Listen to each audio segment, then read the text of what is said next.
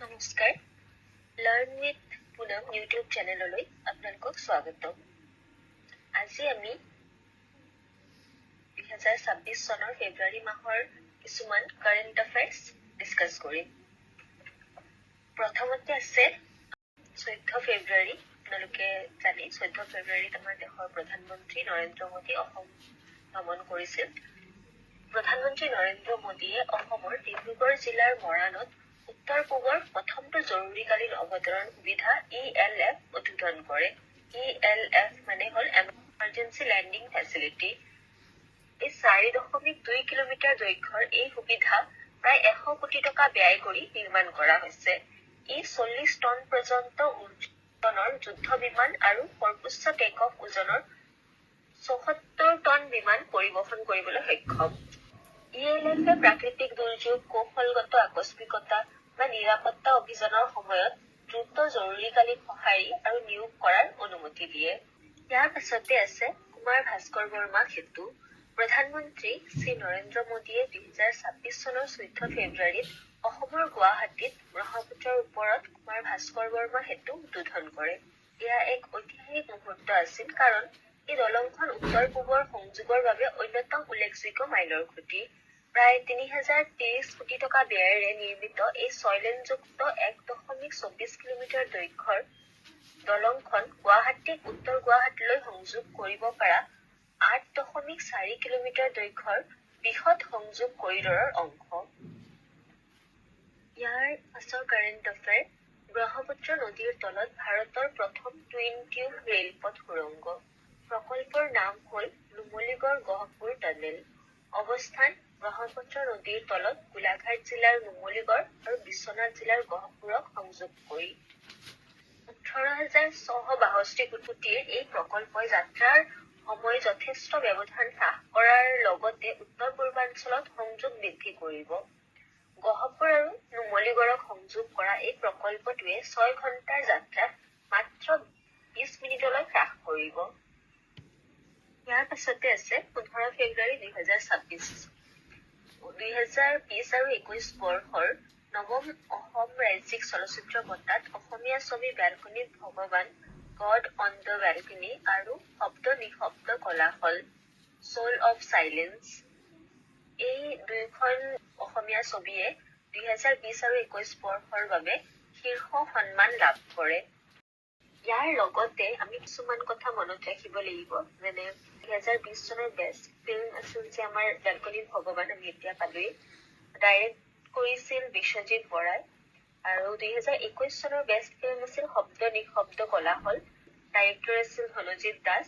Best director 2020 চনৰ বিশ্বজিৎ বৰা আৰু 2021 চনৰ বেষ্ট ডাইৰেক্টৰ দিব পাৰে ধনজিৎ দাস হ'ব। ইয়াৰ পাছতে আমি আলোচনা কৰিম অসম চৰকাৰে লঞ্চ কৰা কিছুমান student welfare and skill development স্কিমৰ কথা। অসমৰ মুখ্যমন্ত্ৰী ডক্টৰ হিমন্ত বিশ্ব শৰ্মাই 2026 চনৰ 26 ফেব্ৰুৱাৰীত 3খন গুৰুত্বপূৰ্ণ ছাত্ৰ কল্যাণমূলক আঁচনি মুকলি কৰে, যাৰ ফলত প্ৰায় 1 লাখ ছাত্ৰ-ছাত্ৰী আৰু গৱেষক উপকৃত হয়। এই পদক্ষেপসমূহ হ'ল জীৱন প্ৰেৰণা, জীৱন অনুপ্ৰেৰণা আৰু নিযুত বাবু। এই আঁচনিসমূহৰ লক্ষ্যই হৈছে নিয়োগযোগ্যতা বৃদ্ধি আৰু ড্ৰপ আউট হ্ৰাস কৰা। আমি এই আঁচনিবোৰ চাম। ইয়াত কি আছে? প্ৰথমতে আছে জীৱন প্ৰেৰণা আঁচনি। জীৱন প্ৰেৰণা আঁচনিৰ অন্তৰ্গত অসম চৰকাৰে প্ৰত্যেক মাহে 2,500 টকাকে ৰিচেণ্টলি গ্ৰেজুৱেট হোৱা 48,319 ৰিচেণ্ট গ্ৰেজুৱেটক ছাপোৰ্ট প্ৰভাইড কৰিব, যাতে তেওঁলোকে কম্পিটিটিভ এক্সামৰ কাৰণে আৰু এমপ্লয়মেণ্টৰ কাৰণে প্ৰিপেৰেশ্যন কৰিব পাৰে। ইয়াৰ পাছত আছে জীৱন অনুপ্ৰেৰণা। জীৱন অনুপ্ৰেৰণা স্কিমৰ আণ্ডাৰত চৰকাৰে one time financial assistance provide কৰি আছে 2,112 ৰিচাৰ্চ স্কলাৰক 25,000 টকা one time financial assistance provide কৰিছে, আৰু দিব্যাং মানে স্পেচিয়েলি এবল, আমাৰ বিশেষভাৱে সক্ষম ৰিচাৰ্চ স্কলাৰৰ কাৰণে 40,000 টকা one time financial assistance provide কৰিছে, যাতে তেওঁলোকে নিজৰ ৰিচাৰ্চ প্ৰমোট কৰিব পাৰে আৰু একাডেমিক ৰিচাৰ্চ প্ৰমোট কৰি লৈ যাব পাৰে। ইয়াৰ পাছত আমাৰ নিযুত বাবু আঁচনি আছে।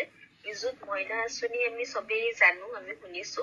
নিযুত বাবু আঁচনি ৰিচেণ্টলি লঞ্চ কৰা হৈছে। এইখন আঁচনি মেইনলি ল'ৰাবোৰৰ কাৰণেই হয়।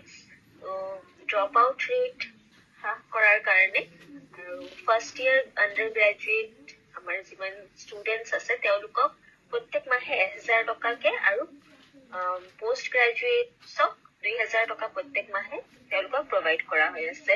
কিন্তু তেওঁলোকৰ বছৰি ইনকাম 4-5 লাখ টকাৰ তলত হ'ব লাগিব।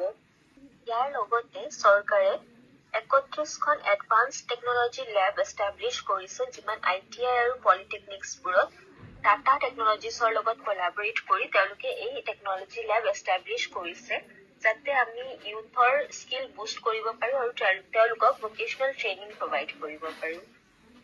ইয়াৰ পাছতে আছে 28 ফেব্ৰুৱাৰী 2026।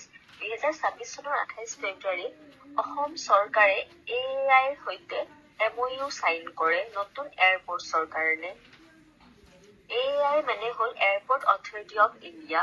এয়াৰপৰ্ট অথৰিটি অফ ইণ্ডিয়াৰ সৈতে অসম গভৰ্ণমেণ্টে MOU চাইন কৰে আমাৰ 5খন নতুন এয়াৰপৰ্ট নিৰ্মাণ কৰাৰ বাবে।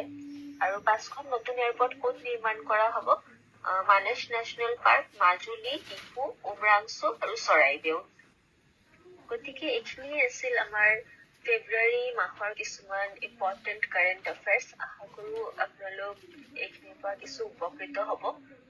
যদি ভিডিঅ'টো ভাল লাগিছে লাইক শ্বেয়াৰ কৰিব আৰু চেনেলটো ছাবস্ক্ৰাইব কৰিব।